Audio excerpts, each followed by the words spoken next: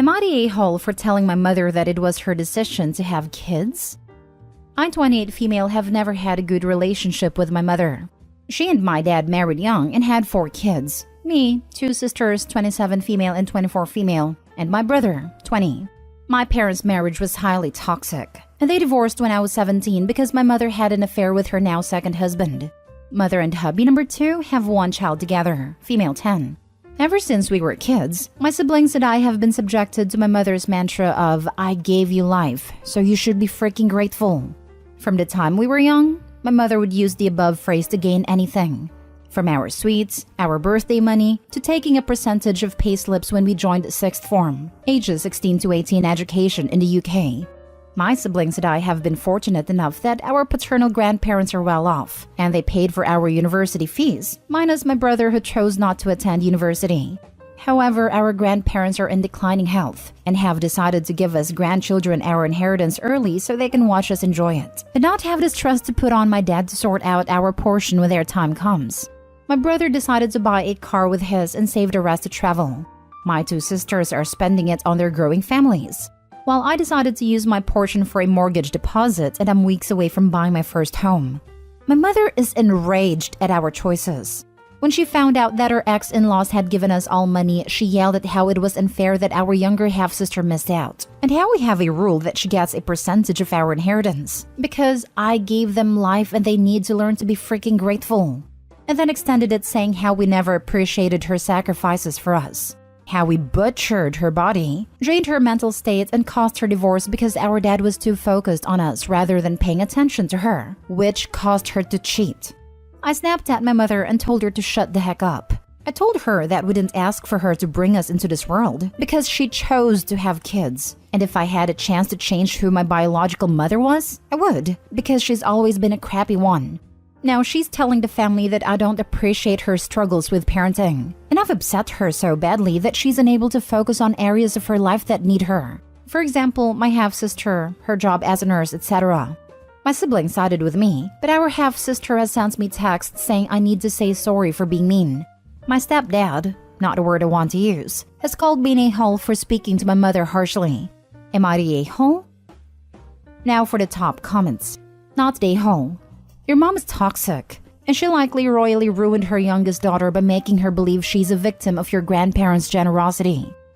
Right? Your mom told your 10-year-old half-sister a skewed version of what happened and stirred up drama. Your mom may have even sent the text from your sister calling you mean. She is a monster, not an a-hole. I don't understand her mentality. You children must give me all your money because I choose to have you? And a bit about a half-sister makes even less sense. My daughter missed out on money from people she has no biological or familial relation with. Mom's a narcissist. Everything's always about her and only her. Normal person logic is just irrelevant here. Your mom's affair partner needs to sit down and shut up. Your half-sister is not related to your grandparents. She deserves nothing. Your mother is way off base here. Your mom cheated on their son. Your paternal grandparents are probably not her biggest fans. Your mom can go pound sand, not stay home. Opie's mom needs to keep both her mouth and legs shut. She decided to give birth. She decided to cheat. Nobody owes their parents for giving them life. We are usually grateful for what they do for us during our lives, and she obviously has not done much. You owe her nothing, Opie. Not the a-hole. Not the a-hole. You're absolutely correct. She gave life to you. That's correct. But that doesn't mean you are her slaves. She failed you as a parent, didn't provide for you, didn't show you any love or support. She's a vampire. Get some garlic and keep her away from your life. Next story. Am I the a-hole for telling my parents why I hate my name? Okay, so basically I, female 16, have 3 older siblings. John, Julia, and Jess. John and Julia are twins and Jess was about 3 years younger than them. Jess had a lot of medical issues as a kid according to my parents. She was born too early and had a lot of breathing issues, etc. And 2 months before I was born, when Jess was 4 and the twins were 7, Jess died. I was never told exactly how, but I knew it had something to do with her medical issues. My parents were distraught and when I was born I was named Jess, after my older deceased sister.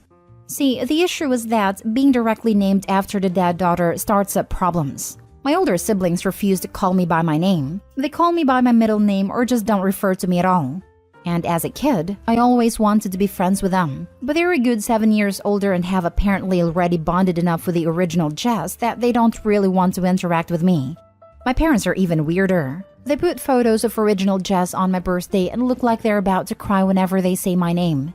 They constantly bring up Jess. If I get a bad grade, they'll go on about how Jess would have done so much better. Or if I said I was feeling sick, they told me that I couldn't be as sick as Jess was and to stop faking it for attention.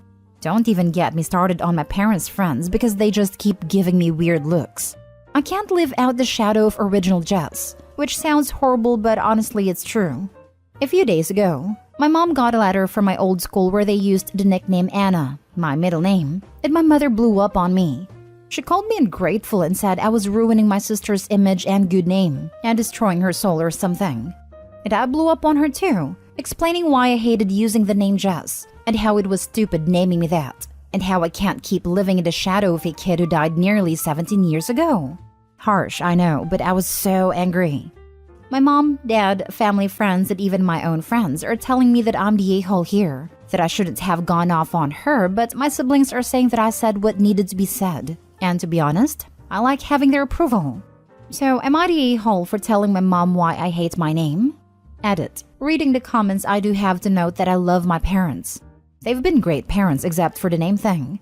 I don't really want to go no contact because they really are great parents.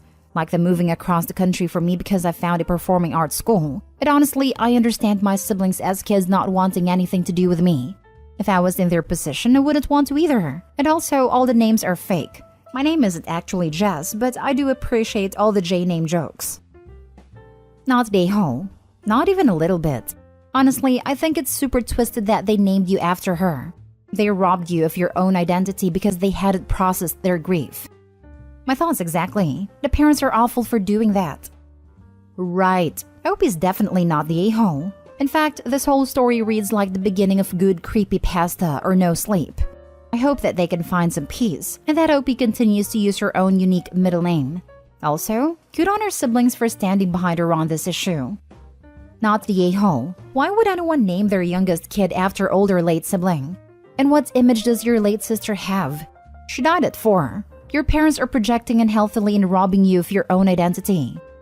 As a mother who has lost a child, I can understand using the child's name as a middle name for a new baby, the way we honor other relatives, including those who have died. A first name? No one should have expected Opie to go by that name. Next story. Am I the a-hole for cutting off support to my daughter?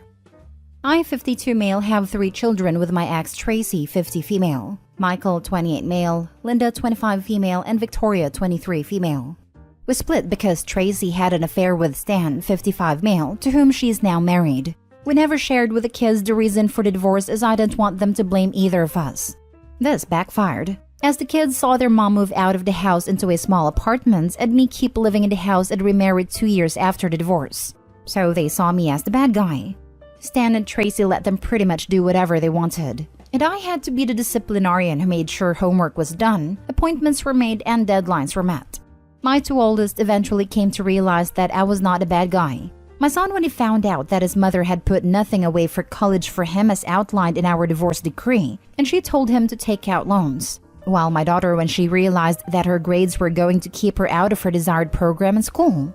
My youngest never came around though, so it was a surprise when her boyfriend asked for my blessing to ask for her hand. When I expressed that I didn't think she'd care about my blessing, he said she insisted on it. She began spending time with me, being polite to my wife, and it felt wonderful to have my daughter back. I went with them to book the venue and they'll be getting married next summer. I paid a deposit and a first installment. Then I noticed that she was becoming less communicative again recently, ignoring my texts or giving one-word replies and not coming over as much. On Monday, my son sent me a post from Instagram. My youngest had an engagement party this weekend to which I was not invited. One of the photos was her with Stan and it read, "Anyone can be a father, but it takes a real man to be a dad." This amazing guy has been my dad for 15 years, even though he didn't have to be. I am so blessed to have him walk me down the aisle next year. Hashtag daddy's girl, hashtag future Mrs. X. My kids wanted for nothing their entire lives because I never let them go without. Even when they wouldn't talk to me, I made sure their needs were met. I texted Tracy to ask why I was not included, and she replied that Victoria didn't want my wife there because she wanted a drama-free day. My wife has literally never started drama in her life. I asked if Stan and I would both be walking her down the aisle. Tracy didn't respond, but Victoria called me up demanding to know what my problem was. I repeated my question, and she replied that no, Stan, her dad, would be walking her down the aisle. I told her that if that's what she wanted, I would be fine with it. I told her to let Stan know the next payment for the wedding is due in November. Stan and Tracy do not have the money for this wedding, and I think I'm being an a-hole. Linda says if I do this, Victoria will never speak to me again. Michael is on my side. Now for the top comments. Not the a-hole. If you aren't her dad in her eyes, then why would you pay for the wedding? And here is a novel idea. The bride and groom can pay for the wedding instead of the parents. I'm recently engaged and wouldn't dream of asking my parents for help paying for the wedding. Yeah, I was married last year and we had a wedding we could afford. I don't know why my parents would need to pay for my event. Not the a-hole. Maybe it's time you told your kids the real reason behind a divorce. Right? They're grown now. Time to rip off the band-aid. And to hell Stan/mom. What a sack of moldy douches they make. Not the a-hole. This. Don't hide things from your kids when you divorce. As a kid whose parents did this, it leads to nothing but badness. Be honest with them. But also, as others have said, she absolutely used you for the money, which is frankly disgusting. Get your deposit money back and let them pay for it themselves. I don't understand why it seems so many parents don't tell their children the reasons why. I left my ex when my daughter was 3. He's an alcoholic. It was very easy to say, Daddy is sick and was not nice to Mommy, but we still love you very much. She still knows the reason. She still loves both of us. You don't have to alienate a parent to be honest with your children. Full disclosure, I'm not Michael, but I'm on your side too, OP. The truth about your divorce was ugly and unflattering to Tracy, so you apparently agreed to hide it forever. OP, not just till the kids were grown, but forever. That decision has bitten you in the butt and cost you your relationship with at least one of your adult kids. Please, sit down with Linda and Michael and tell them the truth about the divorce. Show them the bratty IG posting from Victoria and say, you know, I love all of you, but everyone has limits. I feel used and disrespected and I'm not going to put up with it anymore. If Victoria wants to talk to me about this directly, fine, but I'm not willing to bankroll an event where I'm cast as an unwelcome stranger. Not the a-hole for keeping your money in your wallet and finding something else to do on the wedding day. Now for the last story. Am I the a-hole for asking my parents why my wedding gift was significantly smaller than my sister's? My husband and I, 28 male, 28 female, got married recently and my sister, 31 female, and I were discussing the wedding after returning from the honeymoon. We are very fortunate to have grown up in a household where my parents made very good money. They were generous with us, but raised my sister and I to be hardworking and not dependent on them as adults. My sister and I both do well financially, as does her husband, 36 male. My husband loves his job, but it is not one that has a ton of earning potential. He and I met in college, so I've always known this was his plan, and we are very happy with our setup. During my discussion with my sister, she asked me if my husband and I were planning to use the wedding gift money from my parents to do a particular renovation for which we've been saving, but I was very confused, because the gift, while extremely generous and appreciated, wasn't nearly enough to cover that. She told me how much she had been gifted and it was more than twice what we had been given. After that, I couldn't stop thinking about why I had gotten less, so my sister encouraged me to ask, and during a call with my mom, I couldn't stop myself from asking.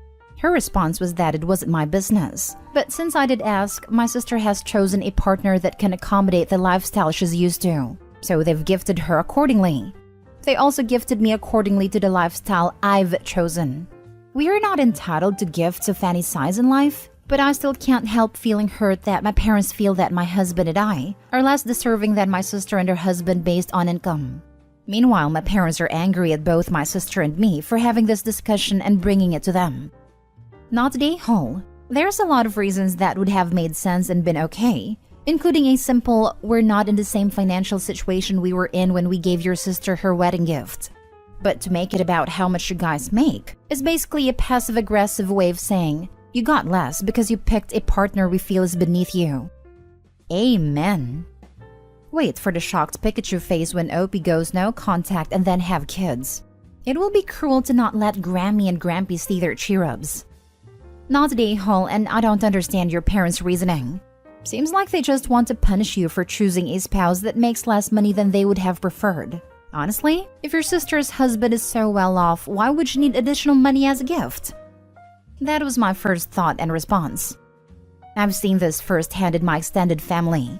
Some members are very well off, and for some reason, money attracts money. If you are rich, people seem to give money to you since you are seen as good with money and more deserving. And those that don't do as well seem to be given far less. It's bizarre, but in some ways it makes sense, since those who are good with money will likely grow it, and those who aren't are more likely to blow through it more quickly. That said, it should be considered those who have plenty of money don't need more gifted to them, and those who are struggling should be given a little help from time to time, unless they are wasting it on drugs or gambling, etc.